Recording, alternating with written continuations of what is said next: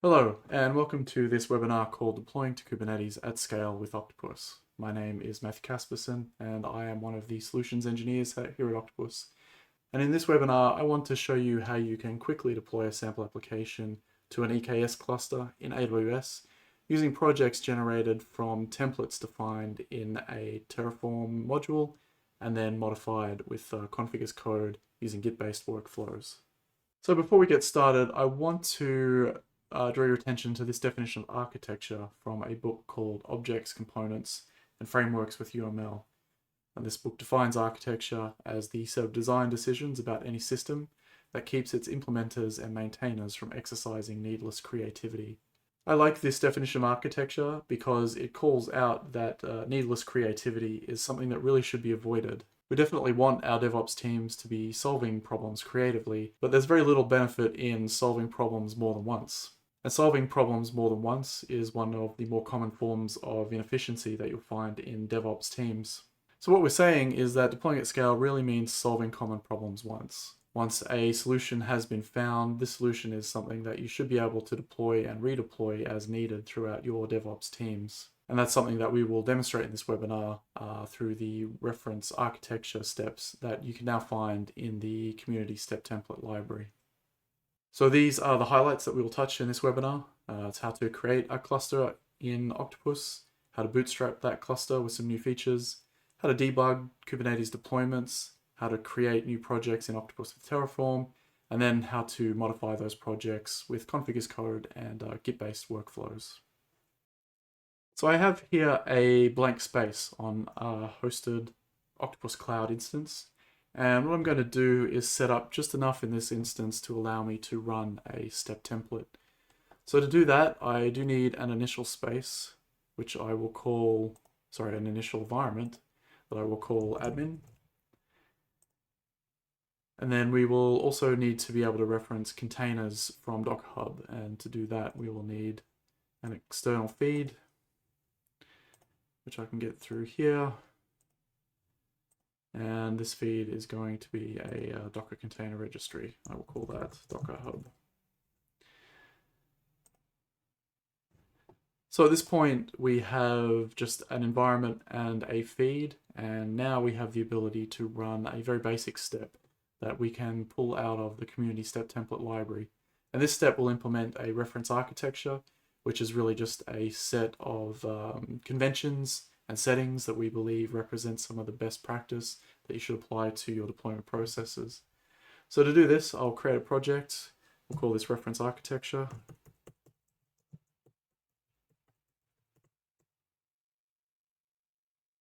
We will skip this and then go ahead and create a runbook. And so we'll call this EKS reference architecture. So in this step, we want to, in this process, or in this runbook, we want to define a single step. And this step will be sourced from the community step template library, which is this one here, the EKS reference architecture.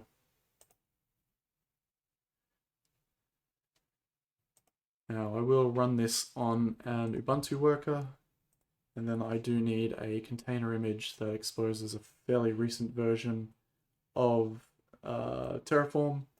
In that case, I will use one of the Octopus Labs worker images here. And the step exposes about half a dozen fields that we need to enter in order to be able to create an EKS cluster and deploy to it and create the projects in Octopus using the Terraform provider.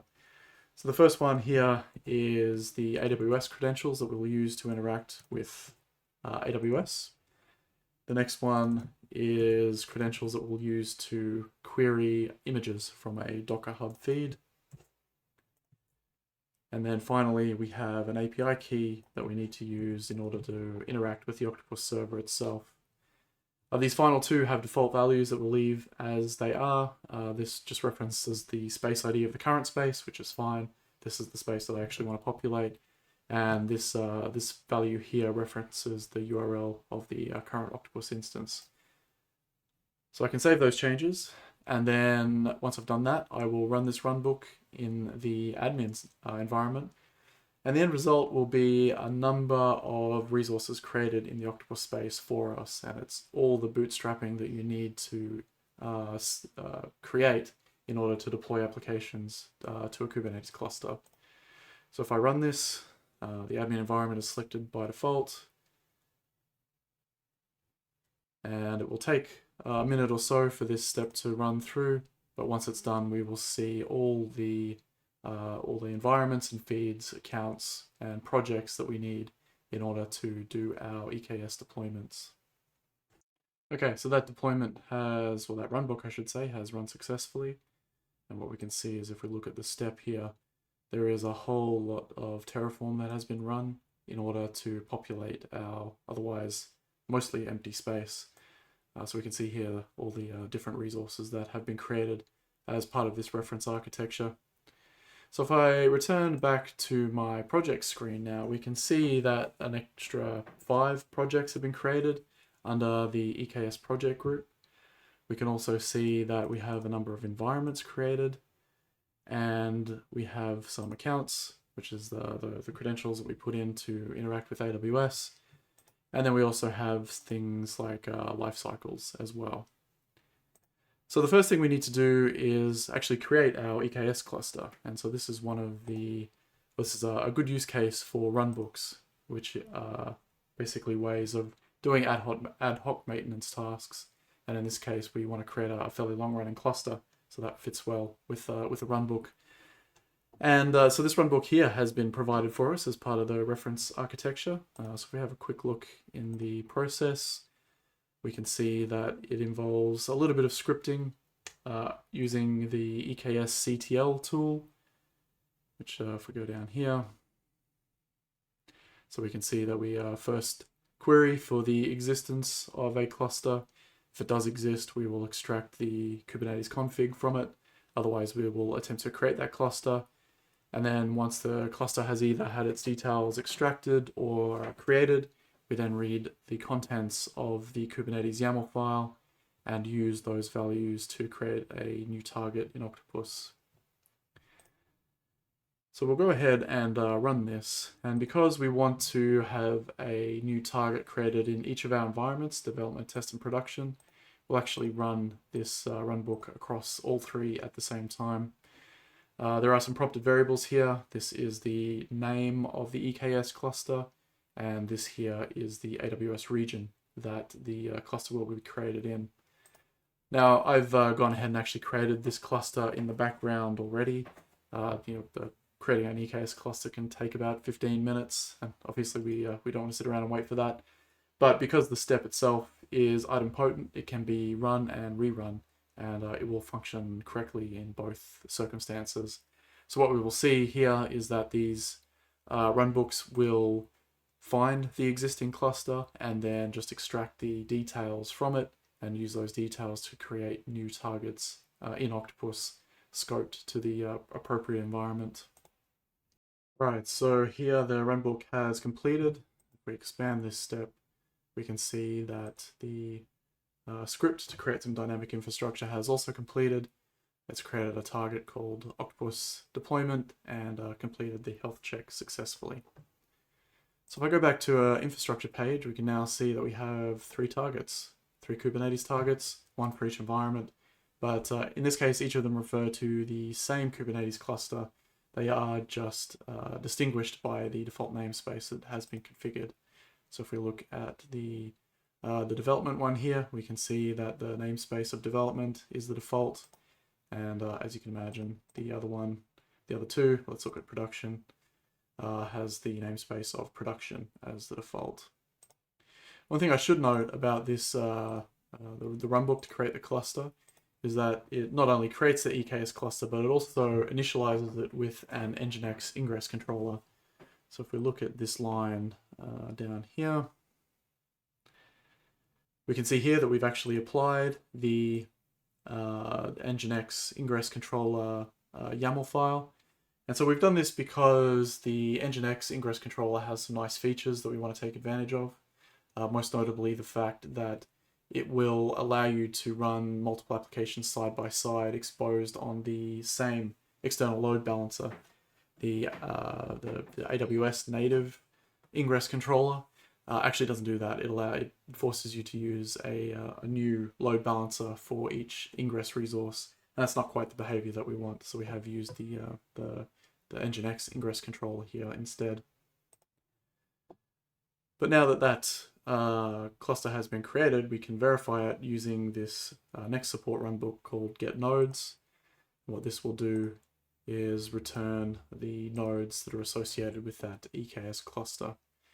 What we'll notice here is that there should be a small number of fixed virtual machines being used or configured with EKS as nodes, and that is a requirement of the Nginx ingress controller.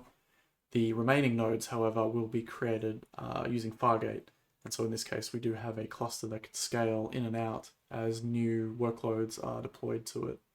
This runbook has finished, and if we dive into the contents, we can see that this is one of the fixed nodes that is running the Nginx ingress controller, and these other Fargate nodes are actually previous deployments that I have done prior to this webinar, but we'll actually see how this number can go up and down as we create and then either delete or scale down deployment workloads. So at this point we now have an EKS cluster in AWS and 3 Kubernetes targets in Octopus that we can perform deployments through. And so the next step is to deploy our sample application, and the sample application here is called Octopub. It's a fairly simple online bookstore style application. It's written as 3 microservices. So we have here the front end, so that's a web-based front end. We have the products service, which provides a list of books, and then we have an audit service that tracks any changes to the list of products. And so to start off with, we will deploy the front end application.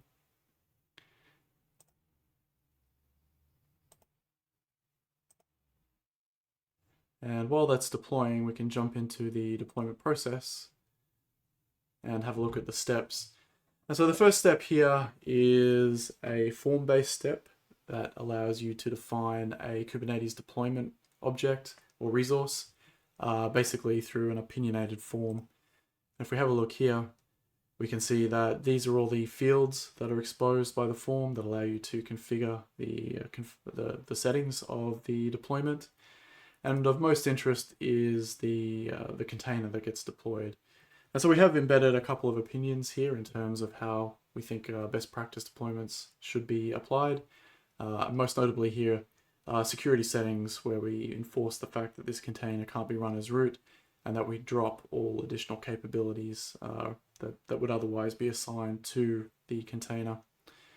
If we scroll down a little bit more, we can see that we are exposing the deployment through a service, in this case just a cluster IP service with internal access, and then we expose that service out to the world using an ingress. And so what we can see here are some of the ingress rules that we have configured that will allow us to expose this application on a shared load balancer alongside all the other deployments to the other different environments. The next step is a fairly simple smoke test. It's just a bash script that calls curl.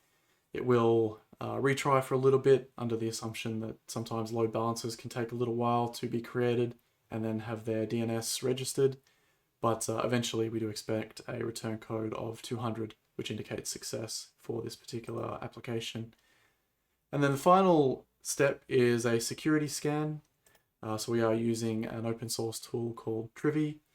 And this is a scan of a software bill of materials, or SBOM file, that is generated alongside the Docker images for this sample application. And so this script will extract or read an extracted package that includes a BOM manifest, and then run the Trivy application against that SBOM, and only failing if there's any critical vulnerabilities. So that pop-up means that our deployment actually went ahead quite nicely. So if we look at the results of this, we can see those steps in action. This is the container that has been deployed. We then do a smoke test, which shows us the DNS address or the host name of our deployed application.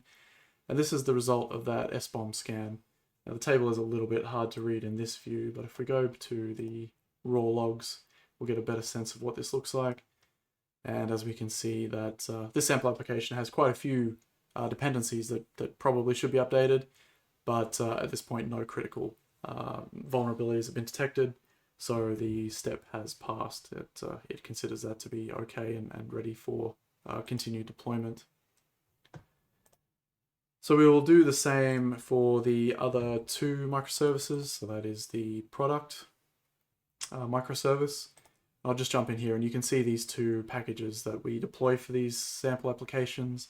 This is the Docker image, and this is the associated SBOM that includes the manifest of all the dependencies that went into the build of this Docker image. So I'll save that and deploy it to development, and I will do the same for the audits as well. Again, you can see that pairing of packages being the Docker image and the SBOM.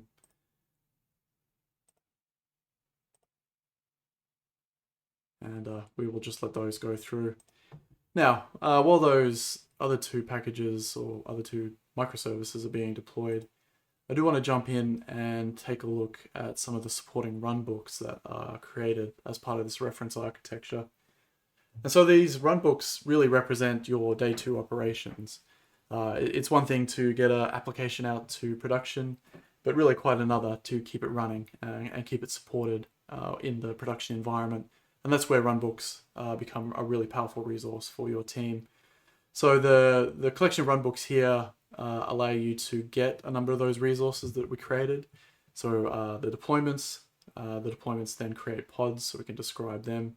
We can look at the ingress, the pods themselves and their logs, and the service.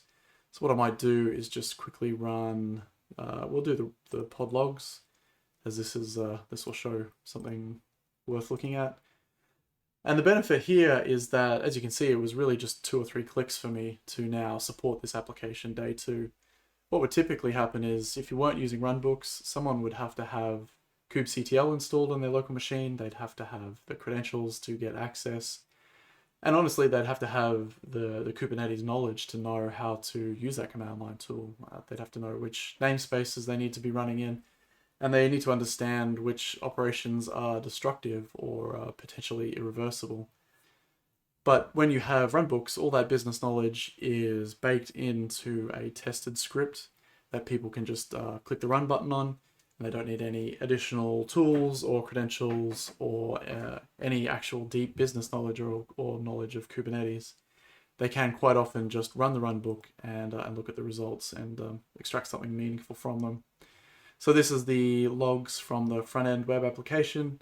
Everything looks pretty good here, but this is an example of one of those support tasks that your team may be expected to do in order to diagnose an issue.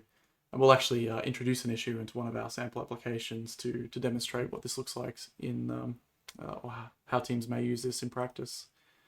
So I'll just return to the dashboard and see how deployments are going. Okay, so those deployments have gone through and they have completed successfully. And because of the presence of that smoke test, we can be quite assured that the applications have actually been deployed and are responding to network requests as we expect. So what I will do now is just introduce a problem into one of these deployments, and this will give us a chance to really understand the value of runbooks in supporting Kubernetes deployments. So what I'll do here is actually just edit the raw YAML, the YAML representation of this particular deployment. And what I'm going to look for here is migrate at start. I'm going to change that to false. And so what that's going to do is actually fail to update the database as part of the deployment of this container. And without a database, it just will fail to load. So we'll save that change and deploy it out. And so what we do expect to see here is that the deployment will fail, that smoke test will fail, and then we can use some of those runbooks as a way of diagnosing the underlying error. Okay, so our deployment has failed. If we look here, we can see that it's the smoke test that actually failed to correctly access the deployed service. And so this is going to be a fairly common problem as you deploy applications to Kubernetes. Either the deployment doesn't work, or it does work, but there is some problem after the fact that you need to resolve. And this is where runbooks becomes really useful. So if we go ahead and run this describe pods runbook, we'll get a fairly detailed view of the state of the current pod for this audit service. Right, so that runbook has completed, and if we look at the logs, we can see the state of the pod.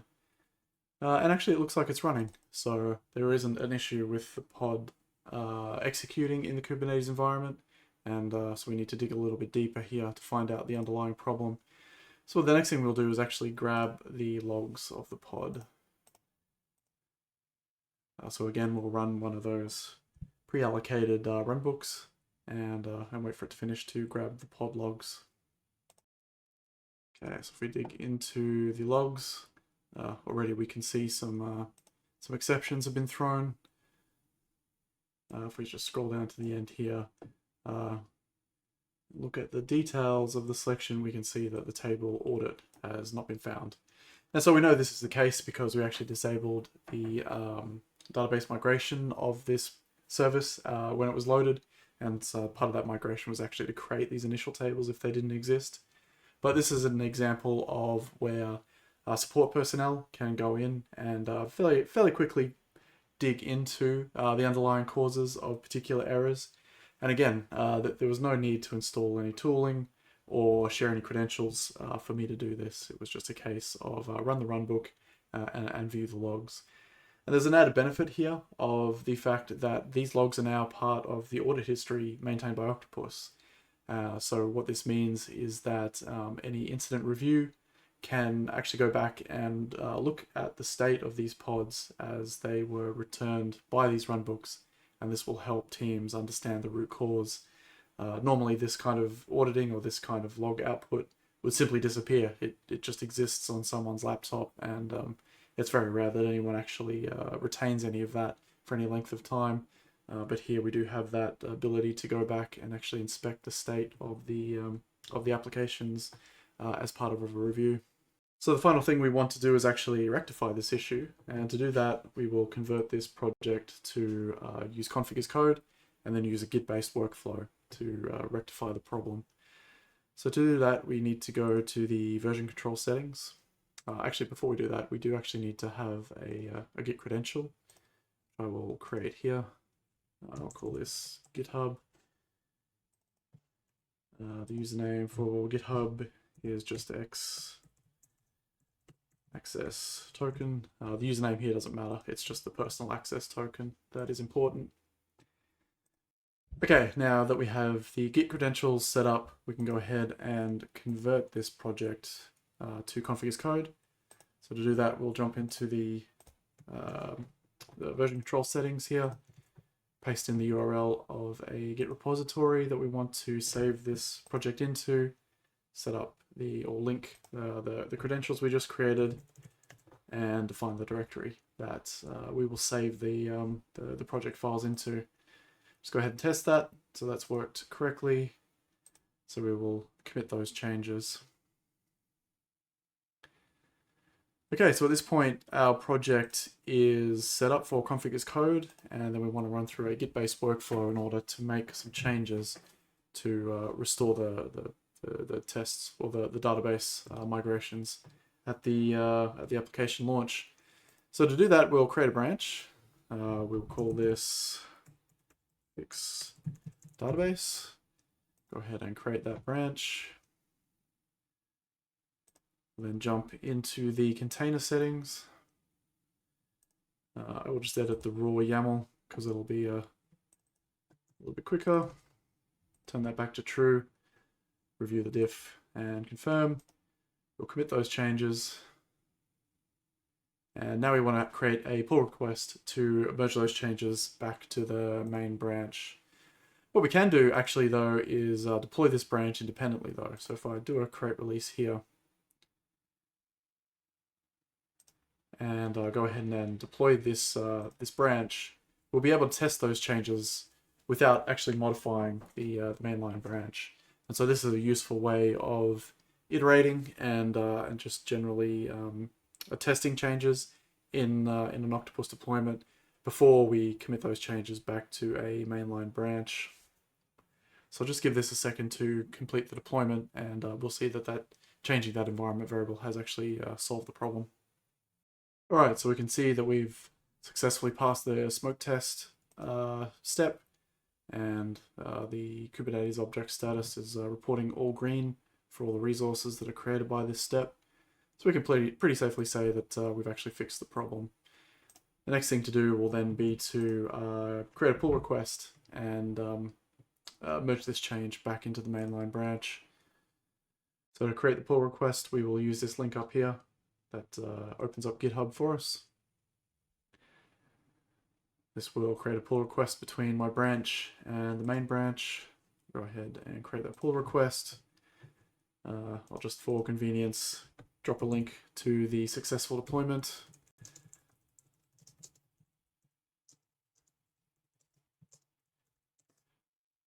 And we will create that pull request. So typically what would happen is someone would come in and review this pull request, but in this case we'll just merge it for ourselves. And if we return back to Octopus and go back to our main branch, we go to that deploy container step and just have a quick look at the YAML.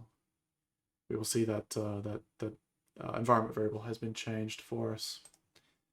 So that's a quick look at how you can use Git-based workflows in Octopus to test and then manage the lifecycle of deployment processes.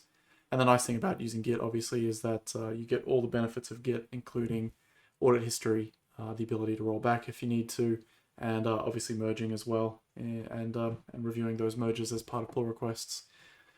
So the last thing I want to look at, I'll just commit those changes. Last thing we want to look at here is the this security environment. And so you will have noticed as we looked at these projects before that there is a security scan step that is run as part of the deployment. But you'll notice here that it, unlike the other two, it's not scoped to any particular environment, whereas the first two are actually scoped to the development, test, and production environment. What that means is that once you reach production, this deployment process can rerun the security scan against the production deployment as frequently as you like.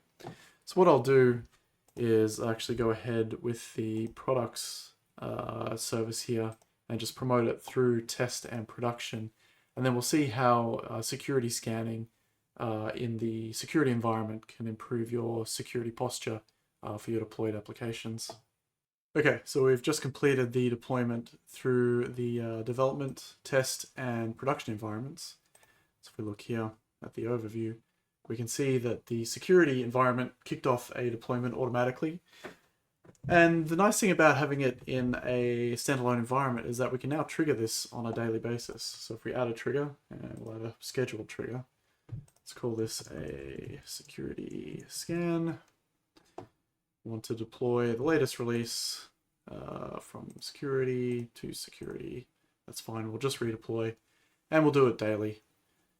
And so what's going to happen here now is that every day there will be a deployment to the security environment where we retest the SBOM for any known vulnerabilities. And so this is important because obviously most vulnerabilities are detected only after a certain amount of time. And so if a vulnerability is detected, say, a week later, you'll be this deployment will actually fail, and you'll get a big red X on the dashboard the next day because the security scan has proactively been run, and you get notified of the new vulnerability. And of course, you can go a step further here. You could send out an email alert or post a message to Slack to make sure that people are aware of the new vulnerability. And in this way, you get to be very proactive, and you can really get ahead of these vulnerabilities before they become a problem. So the last thing we want to look at then is some of the cost-saving measures that have been introduced into this reference architecture. So if I just go back to the EKS infrastructure, and we'll rerun the get nodes runbook here, what I want to show is that there are now a whole bunch of nodes in this EKS cluster that have been created by Fargate. and these have been to support the workloads that have been created in terms of those deployments and pods that are now run. And so what we want to do is be able to reduce the costs, right? One of the benefits of having scalable infrastructure like an auto-scaling cluster is the ability to save money and reduce those costs when you don't need it.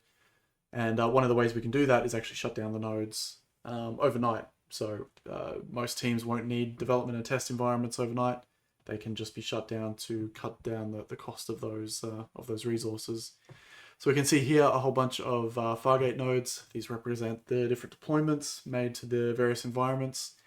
And from looks here, we have about 8 of those Fargate nodes. And each one of them obviously has a cost that is associated with them. So to reduce our costs, we go to yet another runbook that has been supplied as part of this reference architecture, and we just scale pods to 0. And this is really not all that clever. It's I'll jump into the script and show you what it looks like, but it's really just using some of the built-in functionality of Kubernetes to reduce the workload count down to 0. Literally here, just setting replicas to 0. But the impact of this is quite nice because 0 replicas means 0 running applications, and the way Fargate works is that if an application isn't running, it doesn't need a Fargate node to host it. So if we go back to the overview and take a look at that, the execution, we can see that, yep, we have scaled that down to 0. So we'll go back to the get nodes runbook and we'll rerun it. And what we'll see is that we've actually dropped a node from the cluster and dropped the associated cost with that node as well. And so the way you would expect something like this to work is a scheduled trigger, which we'll have a look at shortly, that would shut down your development environment after hours and then automatically start it back up again as your engineering teams begin their day. And so you can conceivably cut the cost of hosting your development and test environments in half, if not more. So here we have the get nodes runbook. And we have 1, 2, 3, 4, 5, 6, 7. So we now have 7 nodes because we have shut down the products microservice in the development environment, and it no longer takes up a node. So if we go back here, you can imagine how this would work. You would just create a trigger, schedule trigger. Let's call shutdown. Select the runbook. Will be scaled to 0. We want to do that in development and probably test as well daily. I'll assume you're in UTC time zone, and let's say 6 p.m. We then create another trigger called, let's call this one wake up. We will scale pods to 1, again for development and test. Let's call this 6 a.m. So at this point we have 2 triggers, one that will shut down those resources overnight and then one that wakes them up in the morning. And as you can see, we get a 12-hour window now where we're no longer paying for resources that no one needs to use. The last project that we will look at here is this one called Deploy the Octopus Stack. So this is an orchestration project that makes it easy to deploy all 3 of these individual microservices as a group. So if I jump into the process here, what we can see is that we have 3 deploy or release steps, and each of them deploys a release from one of the associated projects. What that looks like in practice is if we create a release of this this orchestration project, the packages are actually releases of the other 3 projects. And so this means that we create a snapshot really of the current state of the releases as they exist, or the latest ones as they exist here. You could go back and select a specific version if you did want to, but most people will just select the latest. And then once we've saved that, those 3 release versions become bundled together and are something that you can progress through the environment as a group. So I'll just go ahead here and redeploy to the development environment. And if we go back to the dashboard, we can see how by executing this orchestration project, we are redeploying that application at the specific version in the environments. But what's going to be more interesting is that once this has finished deploying in development, we can actually progress these releases across through to test and production, and we will see how the current state of these releases in development are also progressed across as a single unified release. All right, so this deployment of the orchestrator project has completed, but the real power of it now is when we get to progress that selection of child projects through to the next environment. So I can click deploy here on the test environment, and what we will see is that the orchestrator project has gone ahead and initiated the deployment of the front-end project at this point, and then we'll go through and deploy the projects and audits at the correct release number that was snapshotted as part of this project's release. And so this makes it really easy to understand the state of an environment at a particular point in time. You can simply look at the release history of your orchestration project, and that will capture the versions of the child projects. It makes rolling back relatively easy, and it means you can promote an entire set of projects between environments as an atomic unit, and that may be useful for when you want to move a known set of good microservices from an environment like test to production. So for those who are interested in the Terraform that went into the reference architecture, you can actually view that for yourself. I'll just go back to that community step template step. You click this link here, and then what you can see is the source code for the various resources that were created. So it is quite a long Terraform file, but it is broken down into a couple of sections. So you'll see we start off with the we scroll back up to the top.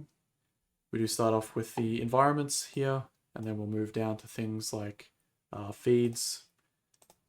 So if I just collapse some of these environments and life cycles, we then move down to the feeds, and there'll be other sections in here for things like project groups and projects. So this is also a good reference or resource that people can use in order to customize their own reference architecture and quickly spin up a new space in Octopus.